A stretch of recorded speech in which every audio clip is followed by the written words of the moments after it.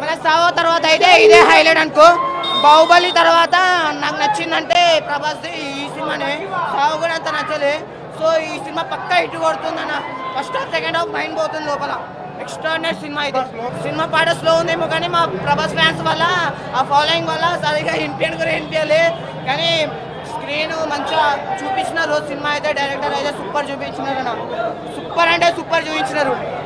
Extraordinary అంటే అంతే అంటే అంతా నాకు తెలుగు రాదు కానీ కొంచెం కొంచెం వచ్చు. కానీ నేను కూడా ప్రభాస్ ఫ్యాన్. కానీ అంతా సినిమా బాగలేదు, తలకాయ నొప్పి ఉంది అంతే. కానీ లవ్ స్టోరీ బాగానే ఉంది, కొంచెం అవరేజ్గా ఉంది కానీ నడుస్తుంది.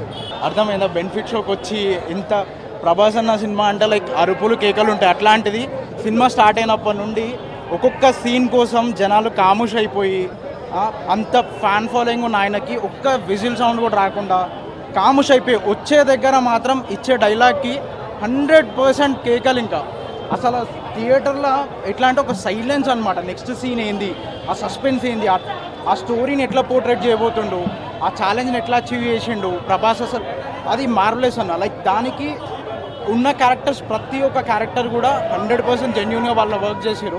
100% వర్తబుల్ అన్న మూవీ. లైక్ సక్సెస్ రేట్ 100% వస్తుంది. లైక్ జెన్యూన్ స్టోరీ అన్న.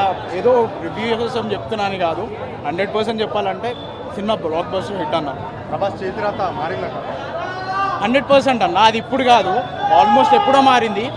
సాహో నుండే మారింది. అంటే సాహో జనాలకు అంత కనెక్ట్ కాలే. లైక్ టాలీవుడ్లో ఉన్న తను పాన్ ఇండియా స్టార్ అయినప్పుడు ఆ రేంజ్ కంటెంట్కి మన టాలీవుడ్కి అర్థం కాలేదు. కానీ ఈ సినిమాతో 100% అచీవ్ అయిపోతుంది. అప్కమింగ్ మూవీస్ కూడా ప్రభాస్ ఏవైతే ఉన్నాయో ఈ మూవీతో 100% ఎక్స్పెక్టేషన్స్ కూడా హైకి వెళ్ళిపోతాయి అన్నమాట. అంత అంటే కాన్ఫిడెన్స్ని పెంచింది.